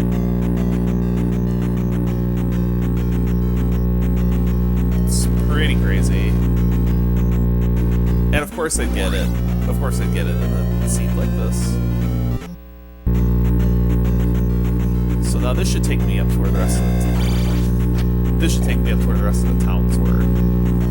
So I can just pop into Darunia, get my thunder spell, and then I can just go beat the game.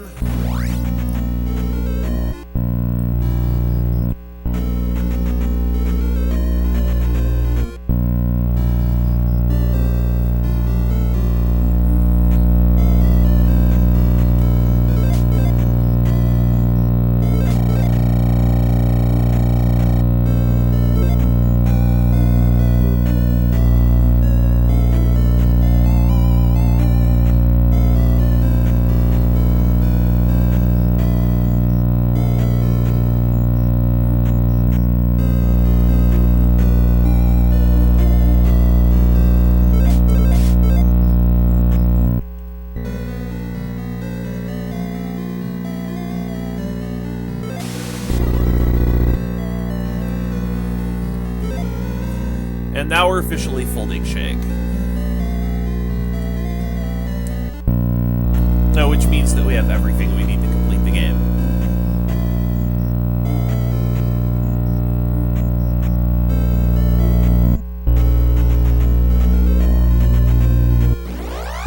So the only thing I need to do now is just run over to Death Valley and finish Palace 3.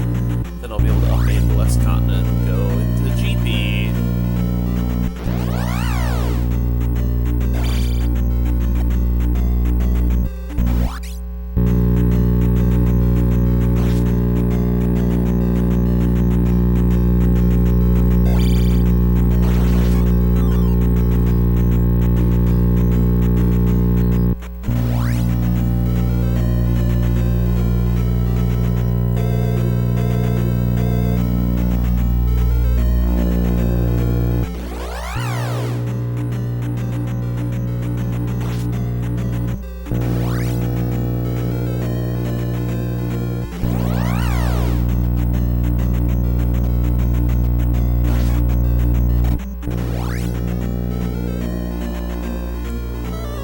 Wait, not to Triple I Rock, to Death Valley, you idiot.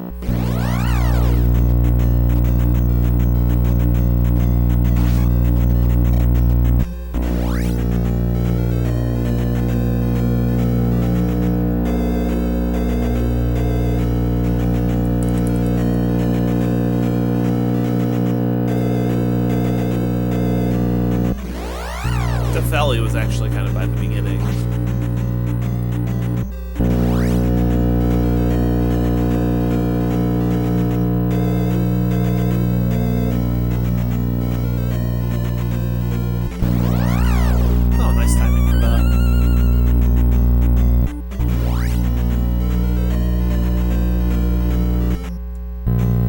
I wouldn't be surprised if this had all transitions.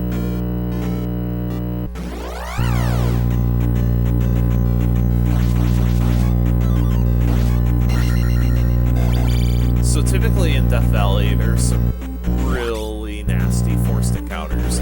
So what I'm going to try to do is trigger a random encounter on that same tile where the forced encounter is to bypass it.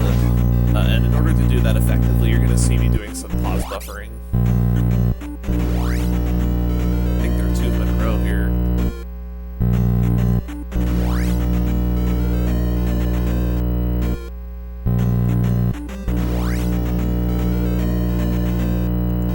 Because I need to trigger the encounter itself right when I step on the tile.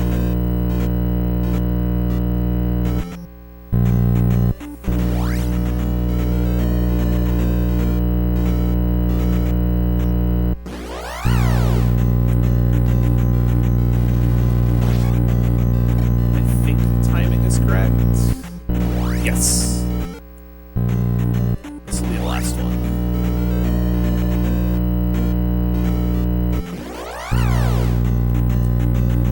The downside is every time you fail it, you have to do one of these extra random encounters. But usually one side of them is pretty safe.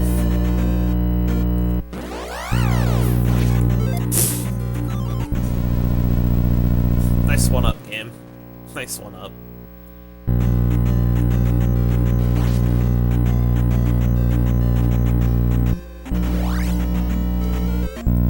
Alright, P3.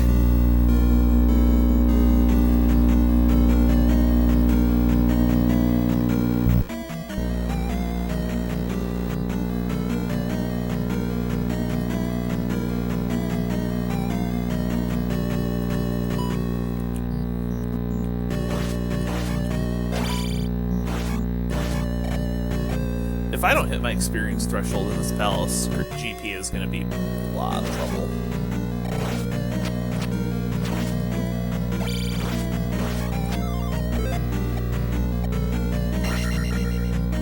We have it, though. Just gonna be a matter of final boss.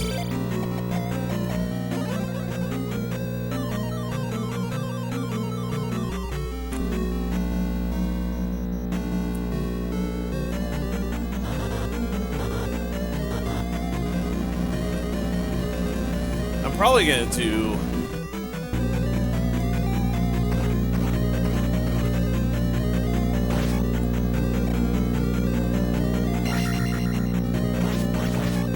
probably gonna do Life and Magic evenly with my big experience gain. I mean, technically, if I take Attack 8, I'll be on toll-free strats, but I don't think 844 is good toll-free strats. Oh, there's Rebo.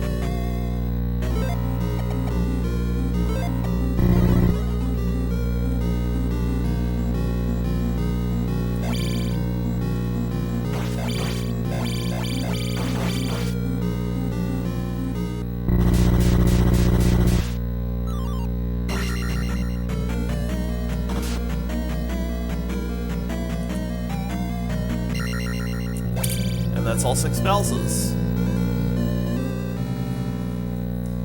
So with all 6 gems placed, we'll be able to undo the binding force to get us into Great Palace. I just need to take these levels, so I'm planning on immediately upping. But I am just going to reuse these evenly as much as I can.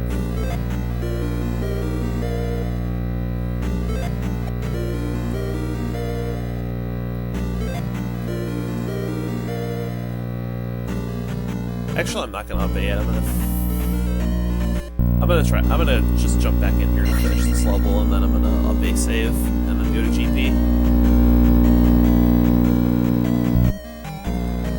Because this is only 230 experience for Life 7, which is gonna make a difference.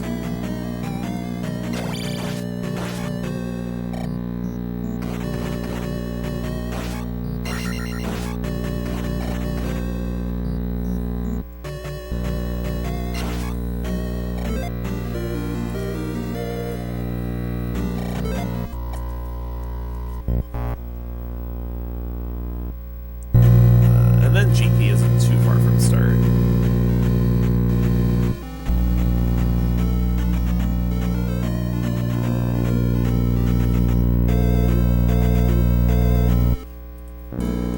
Right, so now that we're in Great Palace, we're going to be looking for 2 things. Thunderbird and Darklink. Thunderbird will always be first, and it is required for us to defeat Thunderbird in order to complete the scene.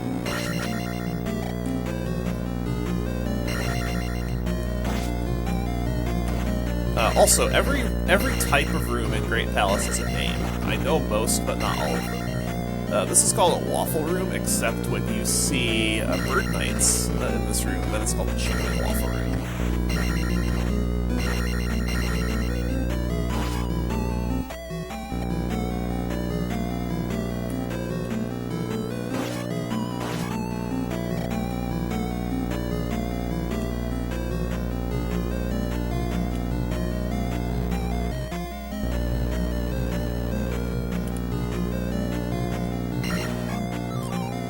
So the large quantity of waffle rooms in a Great Palace is one of the reasons why the glove is almost always required.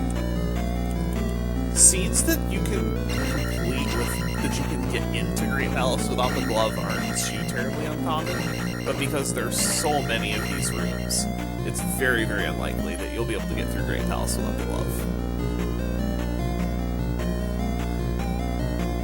And I've definitely had a tournament race where my only hope of winning was to gamble that glove was not required for GP. Oh, Thunderbird. So typically you'll see Thunderbird very early or very late.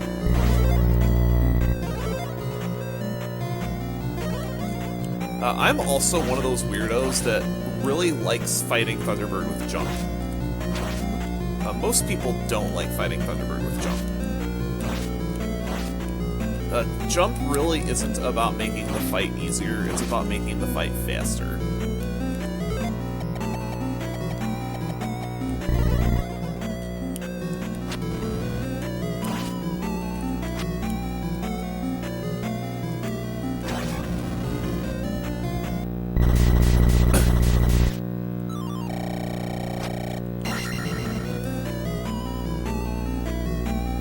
Now, there's still a lot of Great Palace left.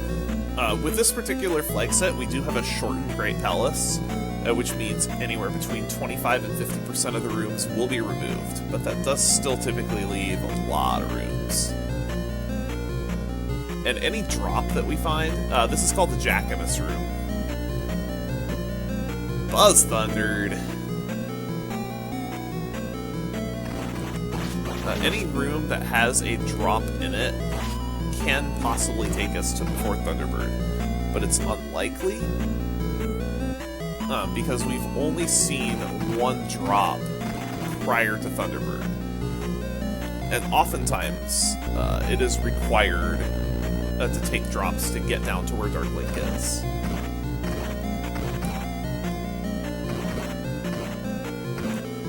The other possibility with Great Palace is that Thunderbird and Darklink are right next to each other and they're both very deep. Seeing Thunderbird in the middle of the Great Palace is both very unusual and very scary.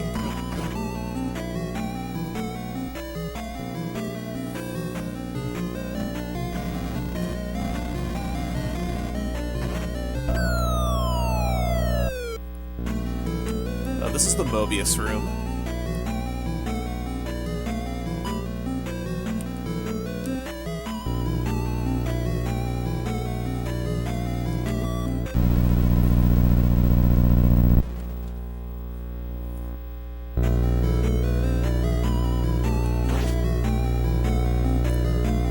I believe this is called a theater room, just because of the long curtains up top.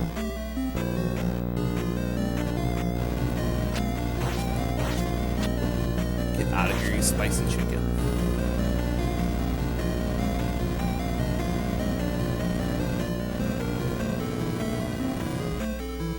Now, in Great Palace, there are 3 right-facing dead ends and 1 left-facing dead end. And then, of course, Darklink.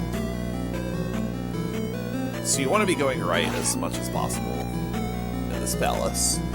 Typically, if you think you're behind in a race, you'll want to take the first left. But we do find Darklink, so get ready on time. Time is going to be when Darklink is defeated. Once the screen fades away from black.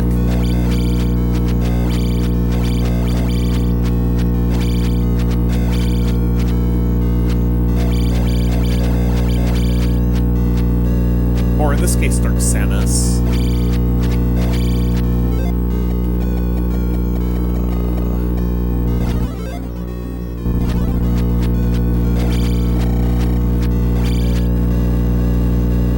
Come here. And there it is, time.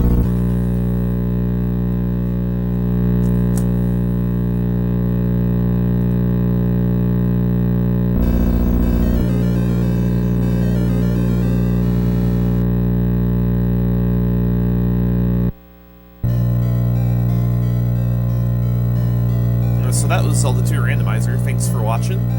I will be back in a few minutes with some Link to the Past and Super Metroid crossover.